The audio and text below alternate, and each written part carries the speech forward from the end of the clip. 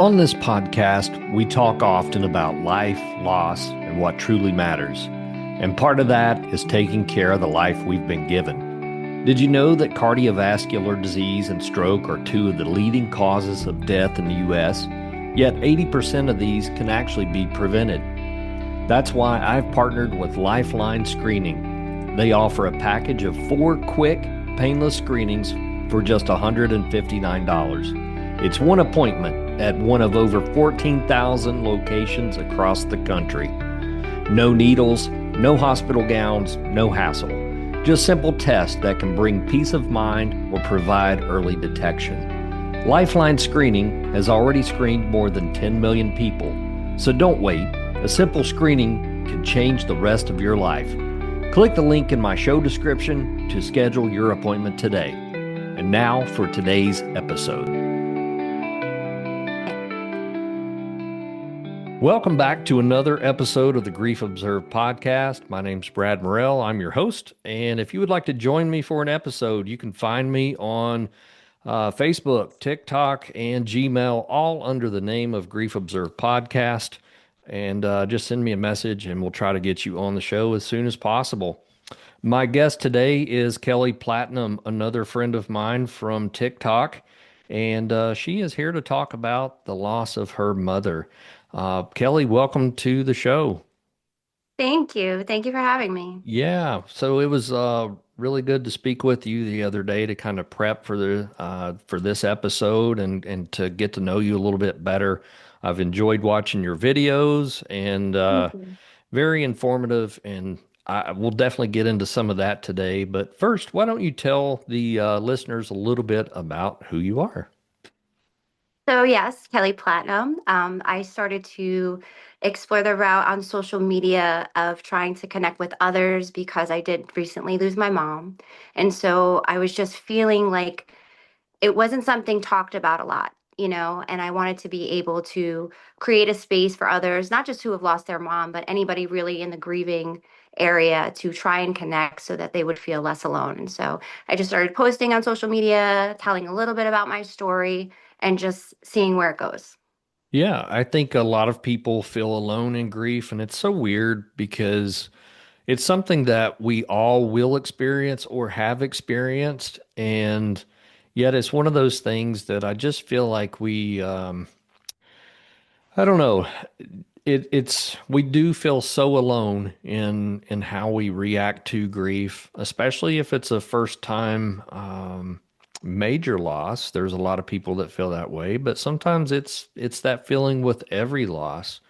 And so I really enjoyed the TikTok community. I was really against going on TikTok for the longest time. And really, I've only been on there for about 3 months.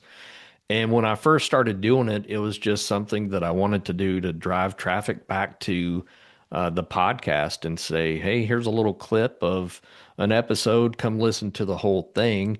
But I've found myself recently posting more just little good to know type of things or trying to really stretch the world of grief a little bit into areas that people don't think about a lot because um, I do see a lot of people telling personal stories. I see a lot of people um, maybe even speaking about things that I think are false in the grief world. So, like, I want to go stamp out some fallacies and just really expand that, so it's really good to see someone else that has a heart for reaching out to others and stating, hey, this is my story and it may not be your story or even similar to your story, but this is how grief affected me. So I appreciate you and all the other people out Thank you. there. Yeah, it's if people are new to the world of TikTok,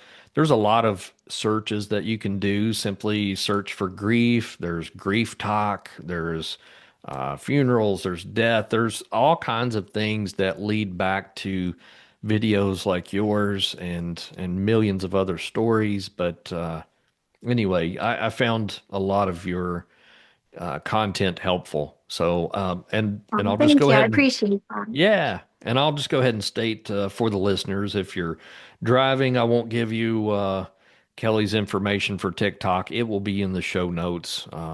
So just click on that and go directly to her TikTok page. So Kelly, I know for the most part that you're here to speak about the loss of your mother, but first, let's speak about her life and talk about who she was and honor her for her life. Thank you. I appreciate that. Yeah. So I feel like a lot of people, when they talk about their moms, they're like, oh, my mom is so strong. My mom is so tough. And not to dismiss anybody who feels that way. It's just that when I say my mom was a warrior, it's no joke. You know, Mm. she battled 8 cancers. She had a heart attack in between. And it started when I was younger. And she literally took on each diagnosis like it was the flu. It was like, all right, well, this is what's happening. I'm going to go to the hospital. I'm going to get the medicine. I'll do the chemo and I'll do this and that.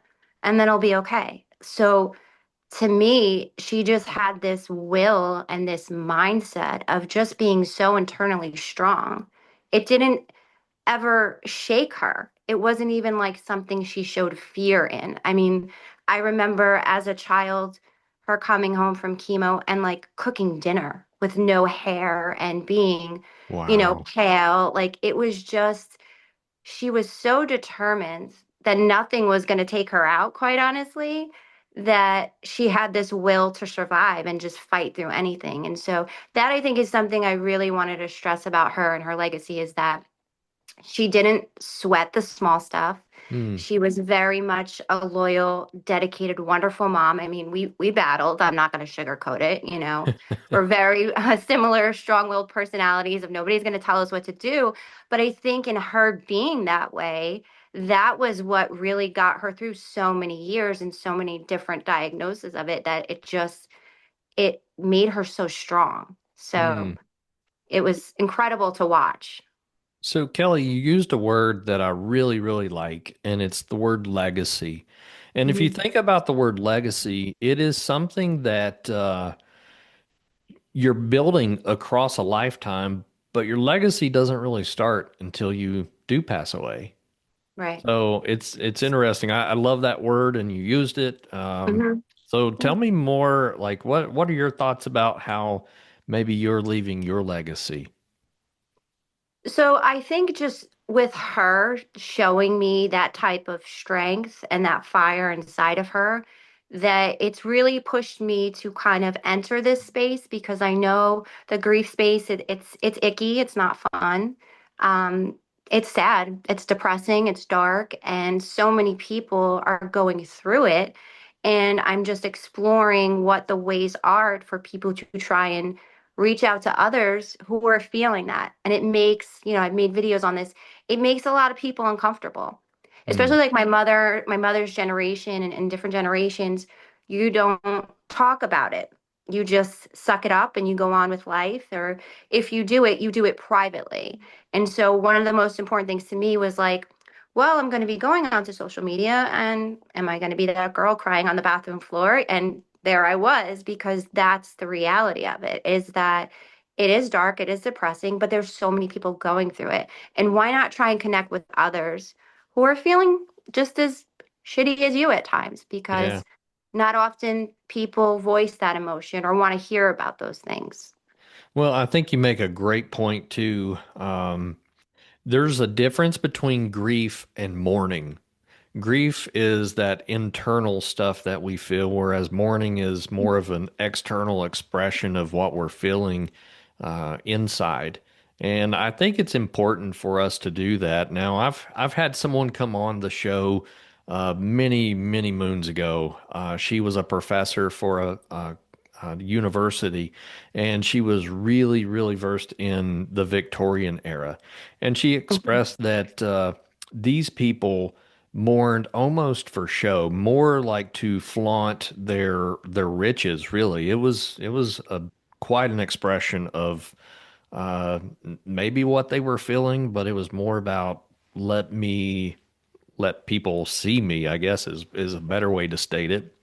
But but I think it's important for us to mourn openly, to let people see that, I'm not holding it all together and I'm not well right now. I don't think that's weakness. Absolutely. I think that just says that, you know what? I need some support right now. And I love the fact that TikTok and other platforms allow, that expression to be seen, to be heard. I think it's Yeah. extremely important. I agree with you. And I think just to touch on that too, I've kind of shared a little bit, like it's almost like you're shamed for that. There's a lot of people, like I said, I use the word uncomfortable, but people are judging me or somebody else out there because it appears like I'm seeking attention, or others are just, doing it for the views and doing it to make money in this space and so forth. And that's a whole different area of just people not being compassionate, right? People trying to judge your story from the outside or say you're doing it with the wrong intentions. But grief shaming, it definitely happens. If I say in certain people just in my inner circle, if I share sometimes I'm sad or I'm expressing my emotions in the moment, I'm judged. Well, it's been a year and a half, or oh, she did live longer than what you thought, and she survived so many things, and she lived a good life. Yes, and I'm grateful and I get that, but that does not take away my pain. That does not make me feel any better. A loss is a loss for whatever reason that person is gone. I'm probably going to feel this way for the rest of my life. And I'm going to have moments where I can go and I can act like I'm okay, but something is always missing. And so, in those times that I try to express that, or if I film it and I post a video on TikTok, there's a lot of, I don't want to say haters, but a lot of people that look at you as weak or attention seeking Sure. instead of you just being emotional about stuff that's heavy on your heart. Yeah, yeah. And you talk about grief shaming, and I totally understand where you're speaking about that. There are a lot of haters and judgers on every social media platform out there. There's probably a lot Yeah. of people that hate this podcast. There's probably a lot of people that hate my TikTok videos, and I don't know, it almost fuels me more for more, right? Like, Yeah. okay. And I find it so interesting that we all have the ability to change the channel in life. If even if I met you out for a cup of coffee and I don't like what you're stating right now, guess what? I can get up from this seat and walk away. But Right. people decide, hey, I'm going to leave a comment and just tell this girl or this guy that I think what they're doing is not real, or they're doing it just for money or whatever. It's like, move on. I have seen some people on TikTok that actually started their grief journey literally on like day one of the loss of a spouse or the loss of a child. And yeah, it may not be right for me to grieve or, I guess, record me mourning, Right. but it may be right for that individual. This may be part of their healing story. And I really think it's what a catalog of a redemptive story, really. Whenever these people start from day one, and it's like, okay, day two, yes, this is happening. Day three, today's the funeral. Day four, I feel so alone. 3 weeks out, I feel this. 3 months out, and then maybe 1, 2, 3 years later, who knows? These people are like, I'm getting remarried. I never thought this was possible. And it's like, Yeah. if somebody goes back to day one and watches their video of them absolutely in, horrible grief and mourning, and then they see this person 2 years later, it provides hope. And I really feel Yes. like that's what most people are looking for whenever they come to TikTok. It's why would you even search grief if you're not looking for hope? Really? Do you want to Right. see people in misery? Like, is Hmm. that the reason? I don't think so. I really feel like people are trying to make connections and see that I am not alone. You mentioned that several minutes ago, Yes. right? We Absolutely. all want that connection. We want to know that there is hope, that there is redemption, that there is a life out there that I can still find, even though my person is no longer here. Absolutely. I mean, it's no different than anybody coming into this space and documenting a weight loss journey, right? You'll take a picture maybe at your heaviest, it's not the most flattering. So, for example, my video might be of me crying and stuff hanging off my face because I'm sad, right? But if you go through the whole motions, the next video I share, I might be saying, hey, I feel good today. You know what I'm saying? Or this person might be sharing, hey, this is me at my heaviest, but look at me a week later. I got on the scale. I saw I lost 3 pounds. It's also a healing mechanism for myself to Mm, connect with others and kind of really feel the things I need to feel during this process and maybe relate to somebody else that says, wow, I get that too, Kelly. Like I've been feeling the same exact way. And then I don't feel so alone. So in a selfish way, I'm not only just trying to help others, but I need to heal and I need to work on different coping mechanisms for myself to continue to go on, to continue to learn this version of who I've become without my mom. And I share that openly. And I think that's very important to allow yourself the space in whatever way you can to feel it. Because I think if you don't, I kind of did that very early on with my mom and with her passing. I didn't allow myself that space. And I yeah. feel like it's hurt me more, if that makes sense.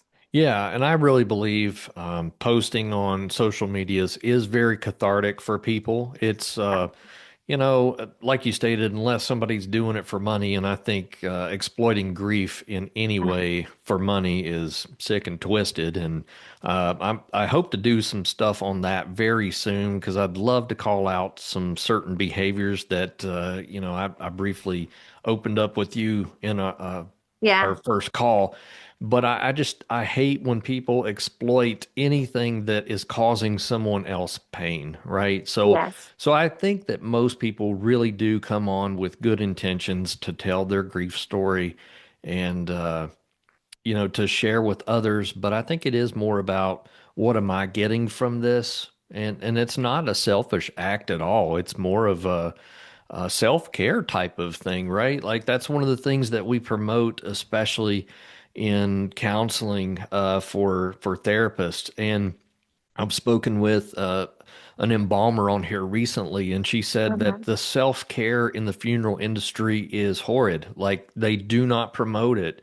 And these people work very long hours. They're called out in the middle of the night to uh, go to a home and remove someone. It is just a really, really tough industry, and I think it's heavy, just like you stated. Like anything that we do in death care and grief, it is so, so heavy, and we have Yeah. to take care of ourselves. So I feel like posting on TikTok is really a good thing for most people. Yeah. Um, I'm sure it's not something that people want to hang out in the grief world all the time if it's not what you do, Right. but it is helping a lot of people. So Yeah.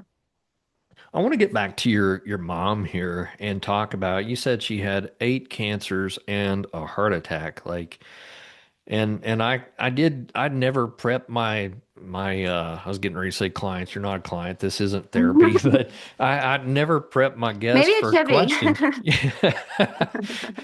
Might It's help. yeah, yeah. But I kind of told you one question that I had whenever we were talking, and I want to throw it out there because I think it's a really, really great thing for discussion. But what in the heck was your mom living for? Like going through 8 cancers and a heart attack. Like she fought hard, right? What in the world Absolutely. was she Yeah. fighting for? Yeah. And when we talked previously, I remember just getting emotional thinking about it because there's certain things like when somebody else has the conversation with you and frames it differently, and nobody had really asked that question, and I'd never really asked myself. And so when you said it, I right away I got like very choked up about it because immediately I knew what the answer was, and it Hmm. just touched me, and it was the true will of a mother. She did that for me and my brother. That was Wow. her pure reason in wanting to go on. I have children. I don't have time for this shit. I know it's the big C. I know it's probably going to take me out at some point. But if I allow that to get into me in such a way where my headspace is, I'm not going to make it, I'm not going to make it, then I'm going to fall. And she had this will about her literally.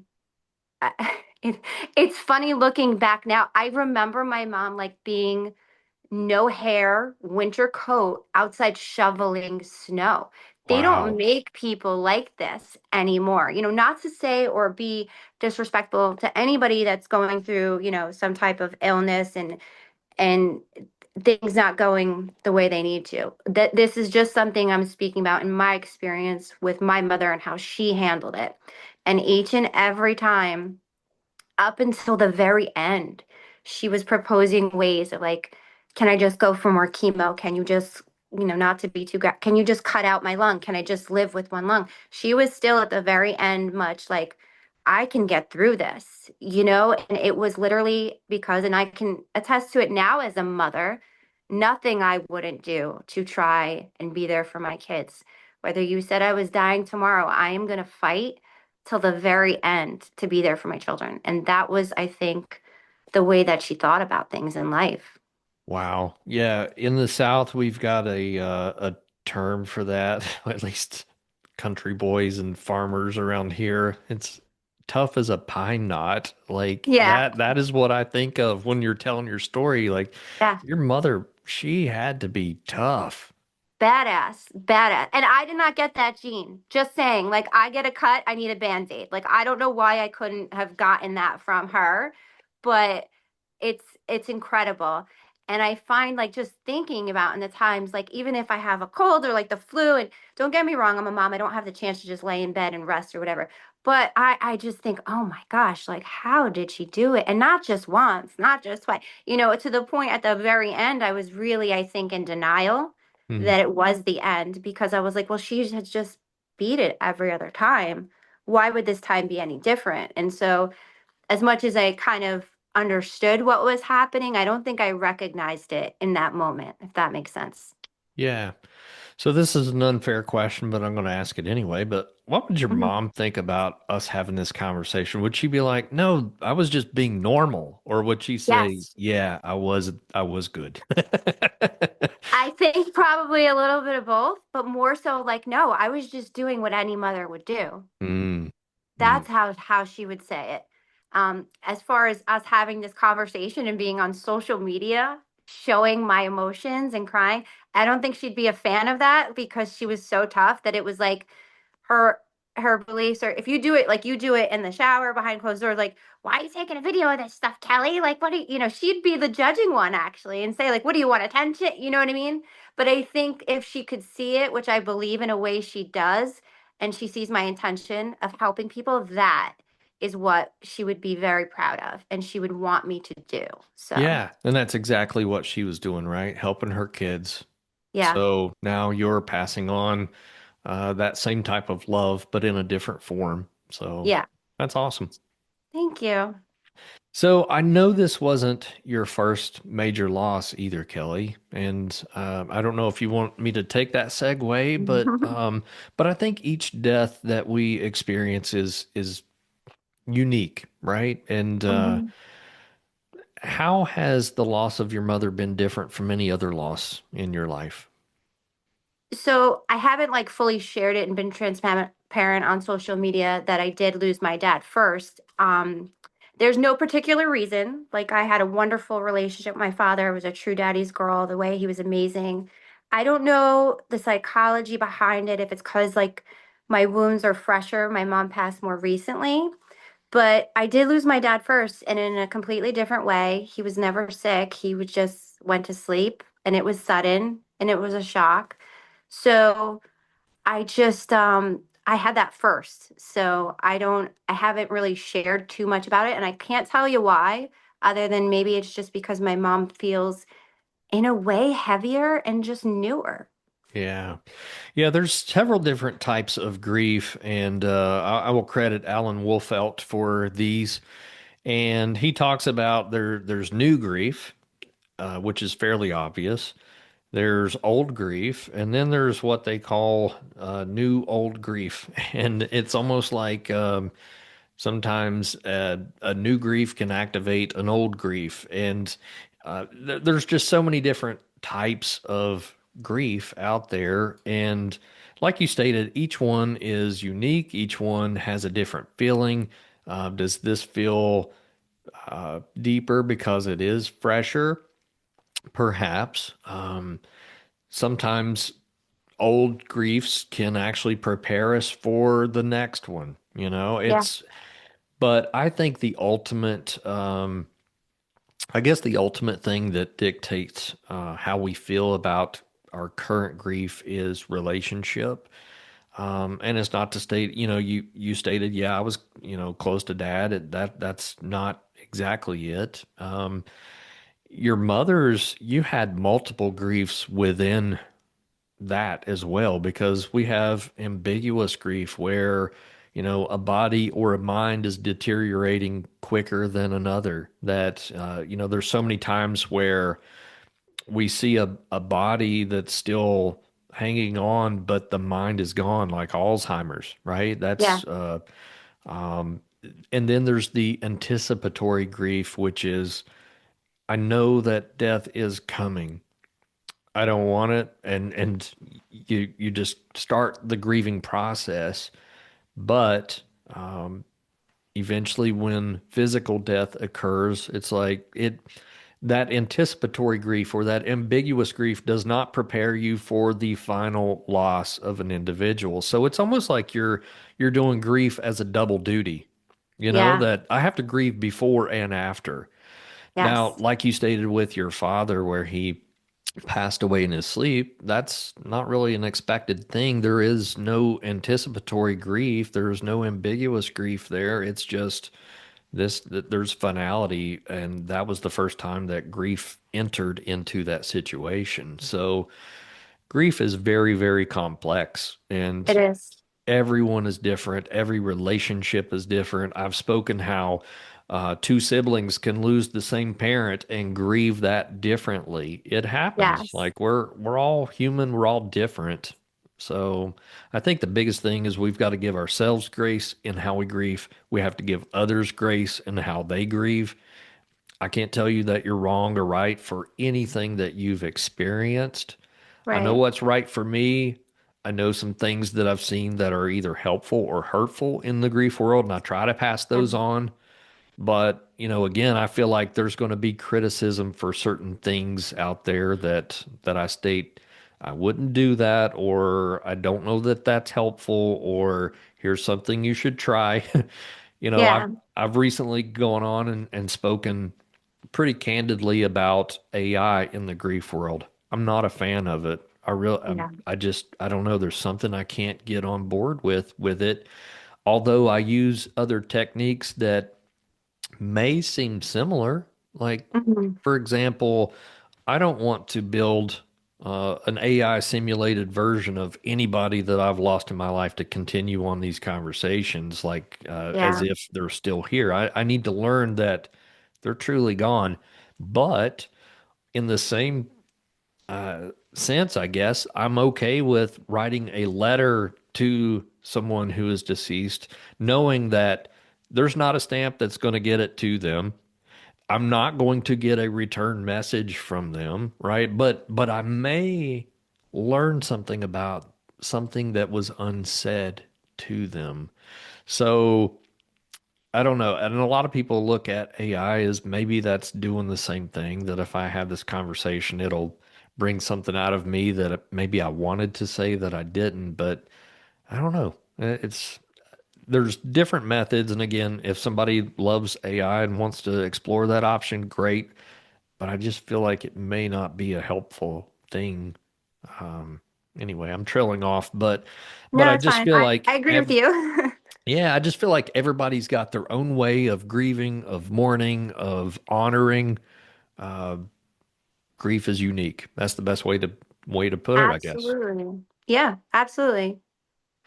So, whenever you think about some of what I just said, and that was not a layup for the next question, but here we are.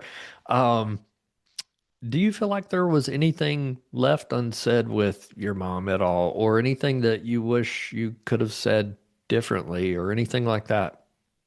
Oh, absolutely. Yeah. Yeah, I think, and just in my own experience, I think with each person you lose, I think regret comes constantly. With grief, I think it kind of goes hand in hand. I should have done this. I should have said that. I wish I would have done this more, whether it was throughout the lifetime that you spent with that person or in the moment of their passing and, knowing that they were going to go, wishing you had handled it differently. Yeah, I have a ton, you Mm. know. Um, and same thing with my dad. There's a ton of things I wish I could have said before or did differently, or specifically with my dad, just feeling like I don't remember the last conversation I had with him because I couldn't remember it. And it wasn't that we were estranged or we weren't talking. It was just like, oh my gosh, a lot of times I would speak to my mom and I lived kind of far. And I was like, I don't know when he got on the phone last, and Mm. stuff like that. I feel like going through a grief that's natural. And a lot of people hold themselves with this guilt. And I think that there's nothing wrong with feeling that. I think it's very, very common to feel all those what ifs, could have, should have, would have types of emotions. It is common, but I will state in therapy, I try to still steer people away from those and focus on, if you were in my office, I'd be like, Kelly, instead of thinking about the woulda, shoulda, couldas or the ifs, focus on what is, first of all, Mhm. but also what are the things that you're thankful for? What are the things that you are happy that you said to your parents, you know? So Yeah. I'll throw that out there. Like what's something that you're grateful, a conversation that you had with your mom or something that you told her that you're very thankful for. Oh gosh. I don't even know what that answer would be. There's probably a Um, lot of things, and yeah, that's I mean, we spoke every day, and so I do feel like I would, let her know. So I wasn't really, I wouldn't often honestly say I love you too much. My mother and I didn't have that affectionate relationship. She didn't always say I love you. I didn't grow up like that. My mom's love language per se was to show me love. It was like, here, I made your favorite meal for dinner instead of mm, I love you, good night, Kelly. And so okay. we didn't really say things like that. Okay. Yeah, acts of service. I think that's wonderful. And the one thing that I'll talk on with love languages, I'm a big fan of the five love languages. I don't think Gary Chapman's a great speaker, but I think he's a good author. So, um, but when it comes to acts of service, for example, I'm physical touch and quality time. My wife is acts of service and quality time. Now, I can touch her all day long and she may love a great back massage, but it's not going to fill up her love tank. Now, if Right. I go mop the floor or do the laundry, she's going to be like, wow, he absolutely loves me.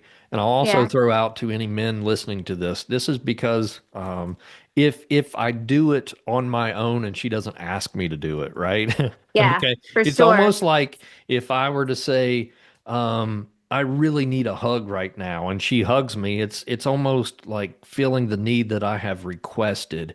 But if she just sees that, wow, he's hurting and I'm going to give him a hug, that fills up my love tank.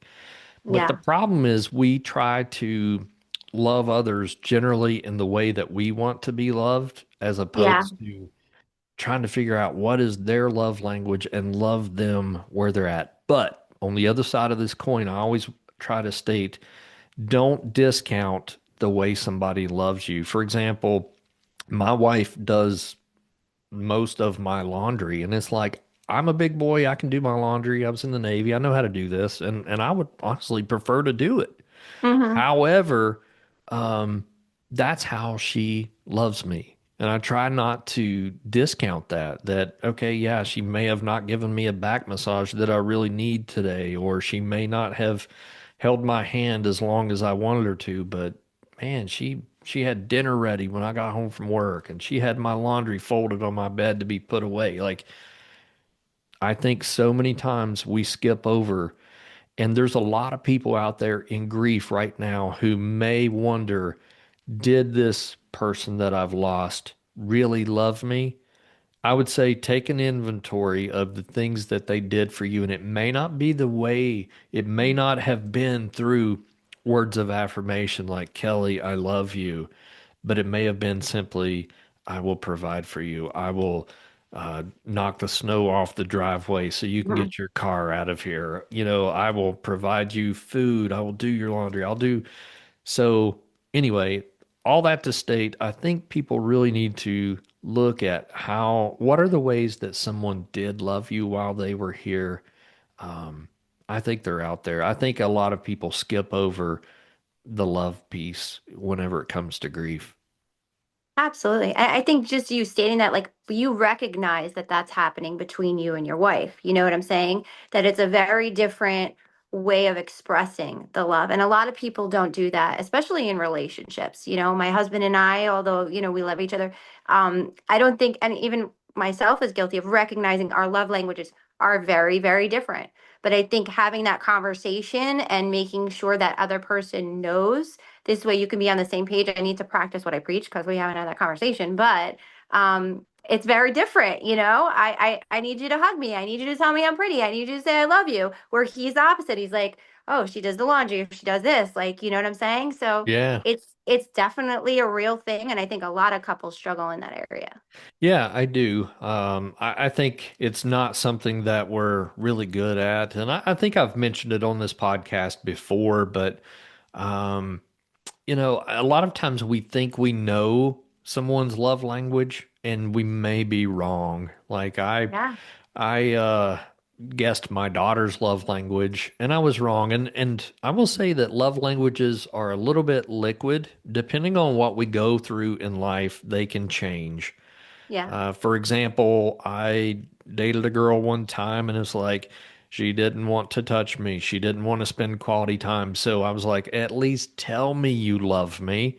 yeah. So that my words of affirmation really shot up. It was like, and it started changing. And I would state even now that I would lean more toward, or not more, but heavier on words of affirmation than I would have years ago because of that situation. That trauma that yeah, absolutely.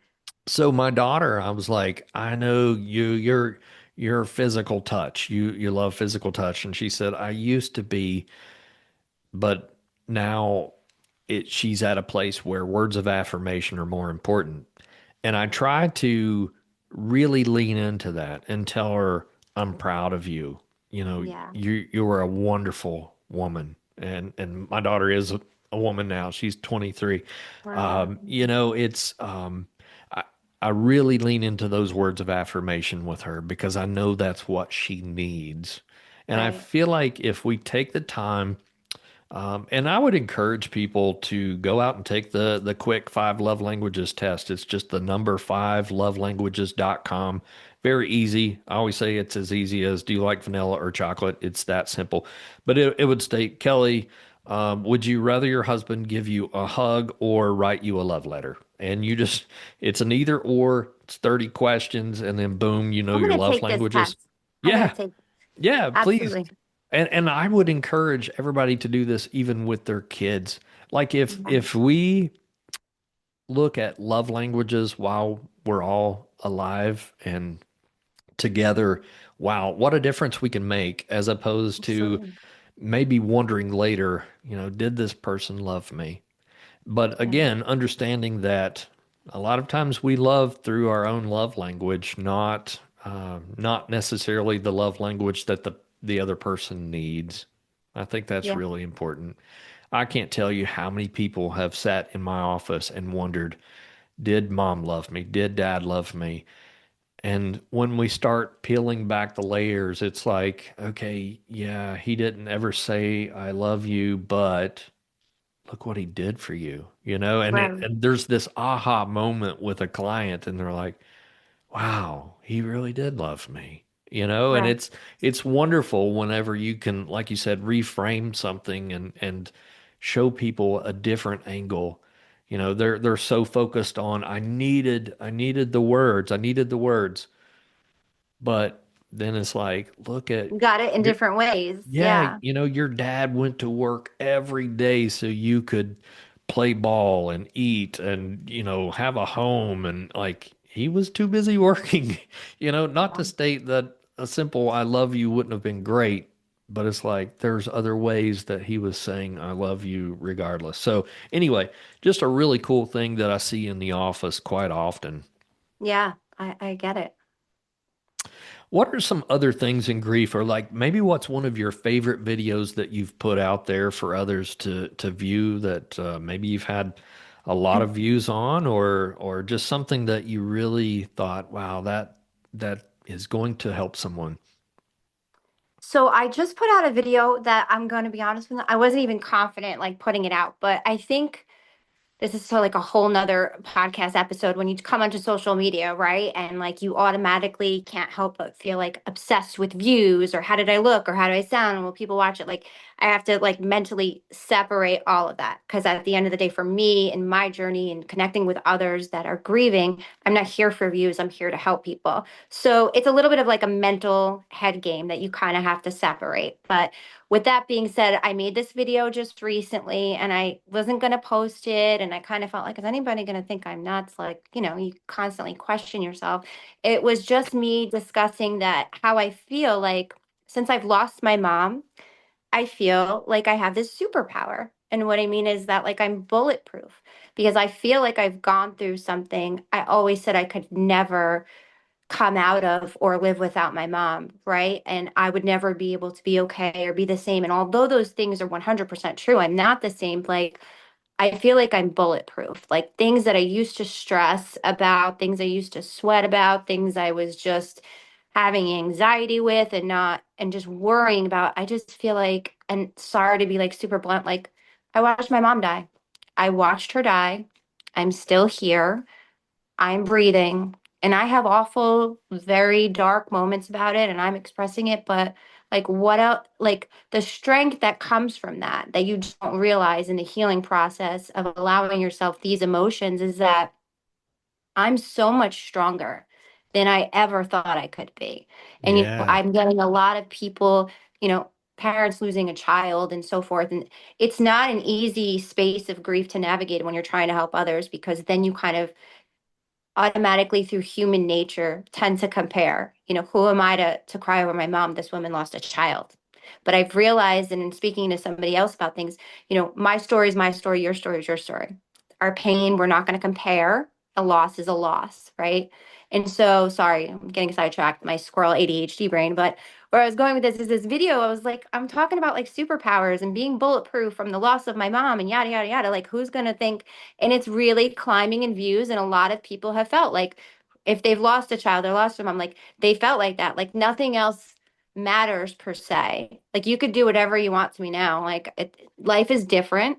Life is harder. It's a moment to moment thing. And so your fears that you used to have that you've had like your whole life over something, it's just gone. It's like, whatever. What are you going to do to me? You know? Yeah.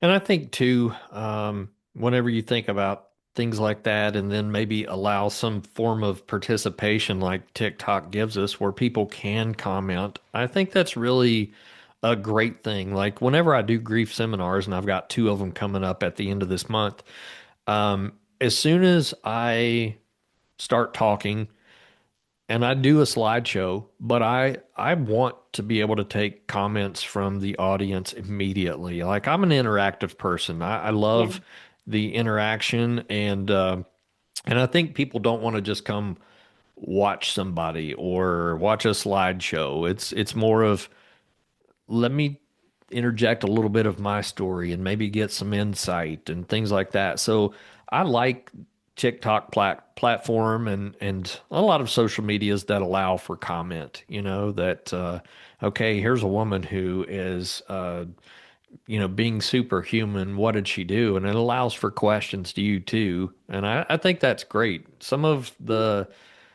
highest view videos I've seen. I've got a another TikTok friend who came on the show recently, and one of the highest viewed things on her TikTok. It has like 100 and some thousand people have viewed this thing only because she asked a question. I can't remember Yeah. what the question was, but it was just like people want to interact. They want to know Yes. that I'm heard as well, that my story is important as well.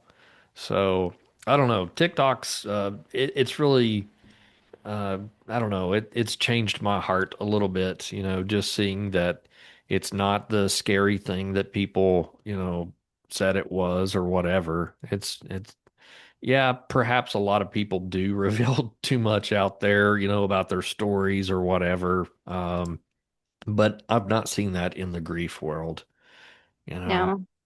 No, I, no. I've I I've mean, seen some really hard stories. Like I'm an avid cruiser. I love to cruise. I cruise 3 or 4 times a year, and I saw this recent thing like a few I don't know a few days ago. An 18-year-old died on a cruise ship, and the FBI is involved, and they're looking at this as in um, Florida or some, was it in yeah, Florida? yeah. I Yeah, I think it was saw something like that. Carnival Horizon, I believe, was the one.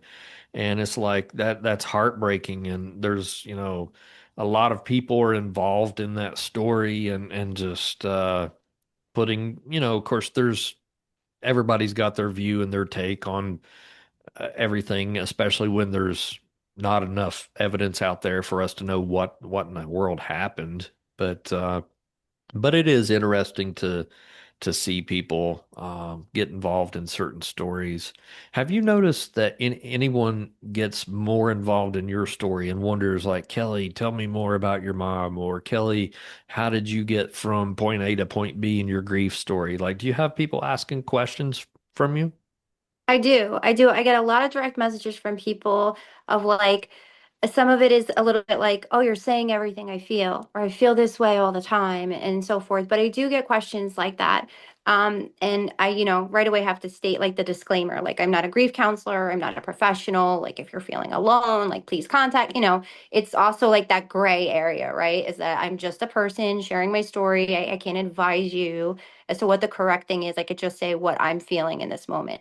And so I kind of have to start with that, but I do tend to share different things that help me. I journal, I write a lot. I have a lot of poems on my page. I've always been a Mm. writer, but these are things that are helping me. So I try to interact with them more as like, well, what did you do for fun? Or do you want to go for a walk and get some sunlight? And it sounds like the stupidest shit. Sorry, but it does because you're like, how is like that's not going to help me. I don't feel like doing it. When you're in that dark place of that grief wave, let's say, nothing's gonna help you. You Yeah. gotta feel it. There's nothing that's gonna help you. You have to feel it and you have to cry it out, or you have to do whatever mechanism works for you at that point. But I do receive those messages and I try to guide them in the right direction for sure and just share what I do. Yeah. And even though I'm a licensed professional counselor in Tennessee, that's why I always tell guests like this isn't therapy. And I tell people Yeah. on TikTok and Facebook, this is not meant for therapy. And I've got a lot of people that contact me through messages or through a comment, and they'll state certain things. And I've got it boldly proclaimed on all of my profiles that this is not meant for diagnosis. This is not meant for, uh, anything besides just sharing stories and giving insight. But if you need a therapist, go find one locally. If you're in crisis, 988 Yeah. 911 local ER. Like um because I do feel like there are people who are in some rough spots that need um things like that. Like I had a friend of mine yesterday contact me and just stated this person knew of a woman who lost her husband and that truly she was feeling suicidal.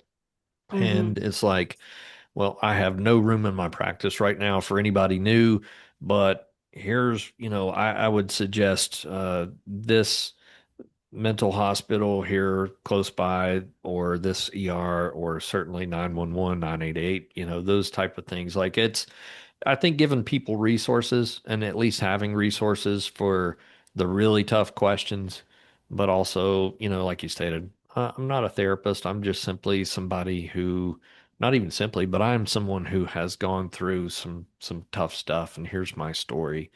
I think that's we talk about grief experts and things like that, and I do have my opinions on who is an expert and who is, who are the best people out there to follow and things like that. But I really believe the grief expert is the person who's grieving, right? Absolutely. Absolutely. I would take that personally, like I would compare it to like, okay, I'm a CEO of a company, I would much rather hire somebody that has a resume of the experience in that field than anybody with a college degree or education. That's my personal preference. I want to talk to somebody else, a mom that's raising kids, who's raising their kids without their mom, because that person's going to get it. That person Yeah. knows exactly how I'm feeling. And those are the people, not to shut out any males going through losses, but a grief, somebody who can say, I know exactly how you're feeling and I get it. And you're not crazy, because I think there's a paranoia that comes to people,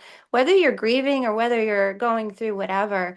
We tend to look at ourselves and think something's wrong with us, right? We're the crazy ones because your emotions are up and down, or your reaction to something, it must be us. We blame ourselves first. And so I know for myself on my grief journey, in being so like up and down, where I could have a good day or I could have something that triggers me and the next rest of my day is off. Like I started to think, oh my God, like, do I need medication? Am I Mm. bipolar? Why are my emotions so irregulated? How come this thing just, I heard a song and it triggered me to think of my mom and I'm crying, and I'm not just having a few tears. I'm hysterically crying and my whole day I'm unregulated now. And so I think it's very important in sharing my journey, in showing that as well, to make people realize like, you're not going nuts here. Like this is unfortunately a part of your grief right now. Yeah. And this is the second time in our conversation today that I've heard you talk about the word crazy. So I'm going to throw it out there. Crazy people don't even ask if they're crazy, right? So Good. I really feel like it's the people that Good are to like, know. Am I going crazy?" Like the answer is no. It's just that you are going through a situation that you, number one, never wanted to encounter, and number two, that may have been unexpected, and number three, it's I don't want to use the word temporary, but it is certainly out of the norm. And it is, you will re-regulate. It will never be to the way it was, right? You're never Yeah, going to go back to a point where your mother is back in your life physically, but it yeah, doesn't mean that she has to leave your life. right.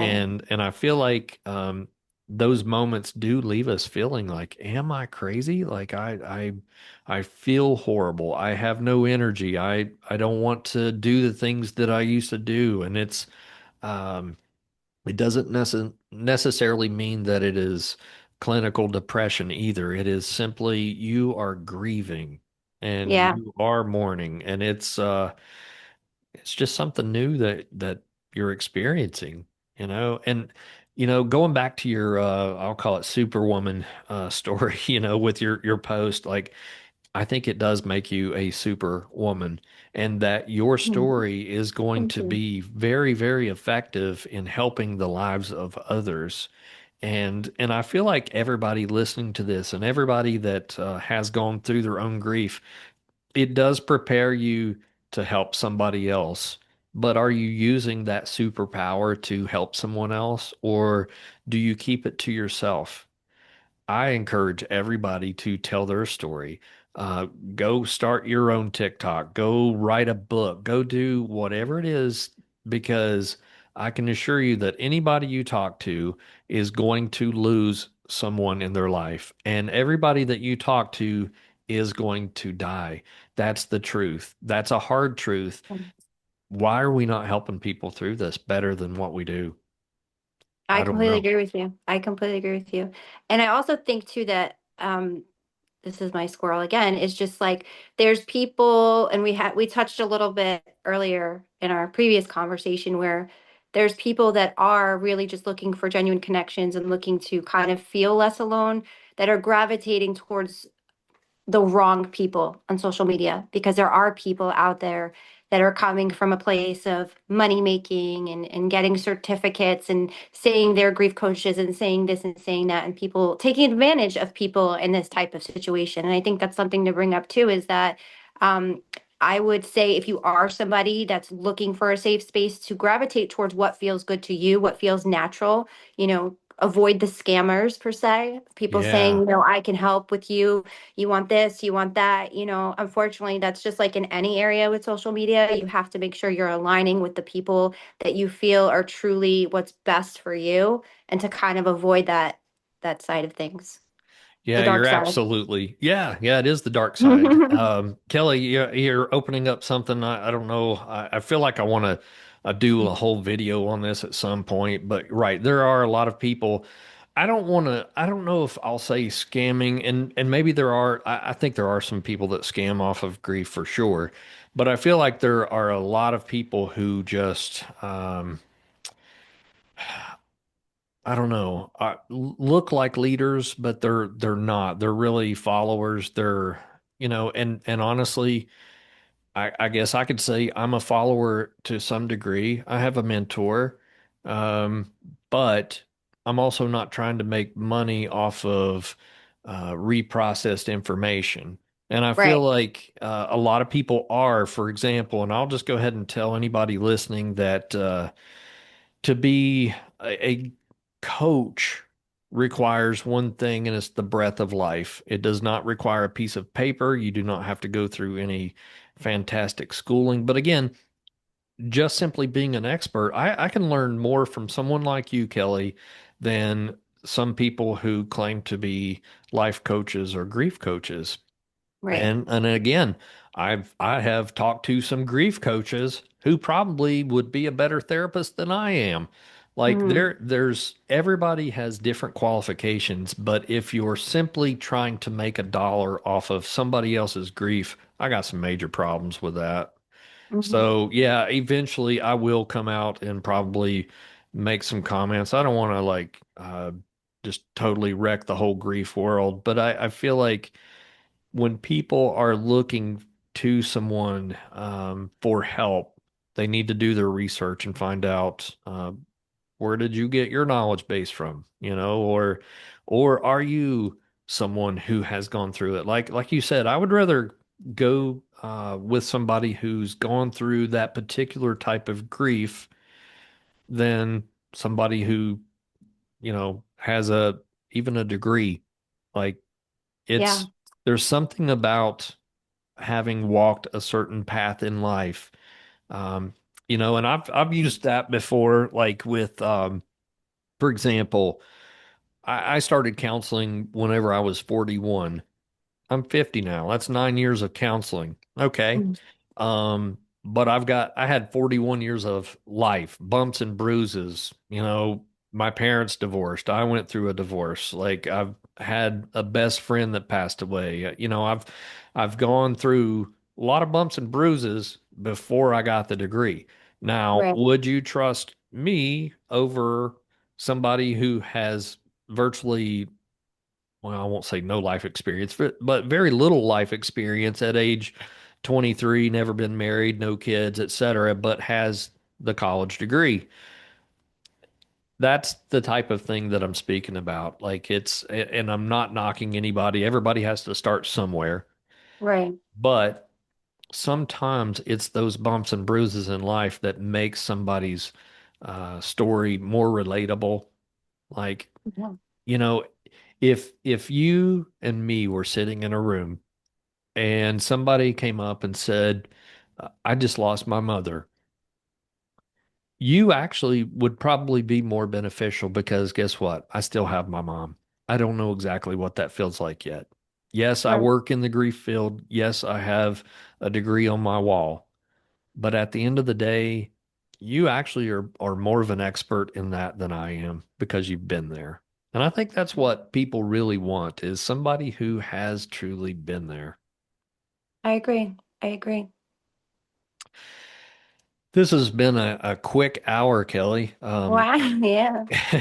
I really enjoy our conversations, Me and I too. hope that people have really learned a lot. Maybe we'll bring you back for another episode in the future, and maybe Definitely. just see has your grief journey progressed, and what are you doing now? Have you written a book yet? Like, who knows? Who knows? You never know. Never say never, right? Yeah, exactly. But I do want to leave you with any final words for the listeners. Anything that you think we may have passed up, A or lot of any? pressure. I know, right? Drum roll. Oh Maybe I'll God. insert a Um, drum roll. oh boy. I would just definitely a lot of pressure. I would just say, like, to anybody that's going through it, just know, and I say this in my messages constantly in the end or the beginning, like that you are not alone. What I'm experiencing and what I have experienced in grief, I've done it surrounded by people and I've done it alone. And it's, in my opinion, the same result. But if you can talk to somebody and anybody, or you hear something that somebody is saying, or you can relate to that person, connect with them. Allow yourself the space to heal. You don't have to accept the loss. And I say this constantly, and it may sound like I'm contradicting myself on certain times, but you don't have to accept the loss. You need to acknowledge the loss. I personally, I don't accept that my mom's gone because I want to carry her with me every day. And I tell myself if I accept that she is gone, I feel as though I'm leaving her behind. And so Hmm. I'm choosing on my grief journey to use the word acknowledge. I acknowledge she's not here. I don't have to accept it, and that could be right or wrong, and whoever can judge me for it. But that is something I hold right now in this space. Maybe ask me 10 years from now, it'll be totally different. I don't know. But just know that you're not alone and that there's always a way to connect with somebody else and to reach out to that person or do it alone if that's what you feel like you need. Acknowledge it and feel it. Yeah, I'll just throw out one last thing as you're speaking about this, and I've probably said this before too, but it just reminds me of the Frank Sinatra song, I Did It My Way. Yes, And absolutely. Yes, that's I, perfect. yeah, I think when You're you not think you're not about doing it grief, wrong. that's Yeah. right. You do it your way. Like, I can't tell you Mhm. not to do this or to do this, it's do what is right for you. And like you stated, have some flexibility because what's right for you 10 years from now may be totally different. Yeah, definitely. Kelly, thanks for being on the program. I Thank really you for appreciate having you. me. Yeah. Anytime. Thank you for having me. And listeners, thanks for tuning in to another episode of the Grief Observed podcast. I hope that you've enjoyed this episode, and we will catch you on the next one. Have a great day.